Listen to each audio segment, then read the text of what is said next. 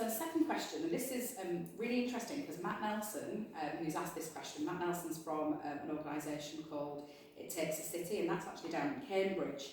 And Matt had reached out to myself through Twitter when he'd seen some of our Twitter exchanges around co-production, and he'd actually reached out to say, what is this training that you're having, and we're looking at doing it in our organisation. And I know you've been in touch with Matt, so it's great that that's quite a way away from us here in sunny Leeds, based in here, but it's great to see that other people are picking that up on Twitter as well. So thanks ever so much to Matt for throwing this question out there. So Matt's asked, during lockdown, many agencies began trying to engage with service users using digital technology.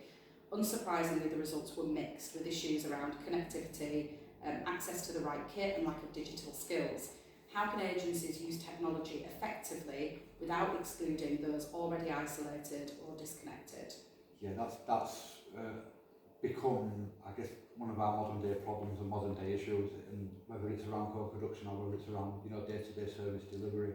The one thing that COVID did fantastically well is it accelerated digital, and it accelerated technological use in services to the point where groups could be delivered online, where day-to-day interventions could be delivered online.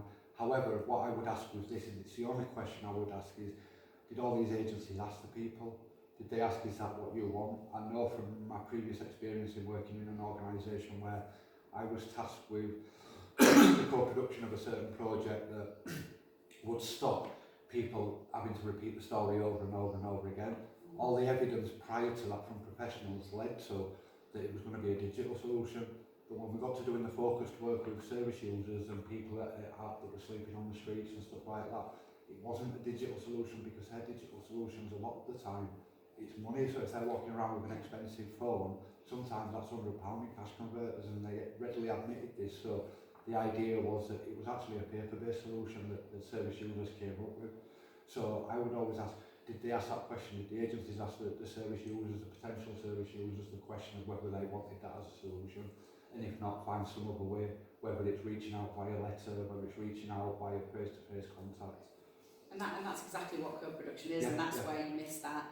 It isn't a buzzword, it's literally asking people who use your services what they need, how they want that service to be delivered, how they want it to look. So it's a really good, I suppose the answer to this question is co-production, isn't it? It's asking the clients what they want, which is again, it sort of ties in really nicely, I suppose, to what we're doing. So thanks, Matt, for that. That was a really good question.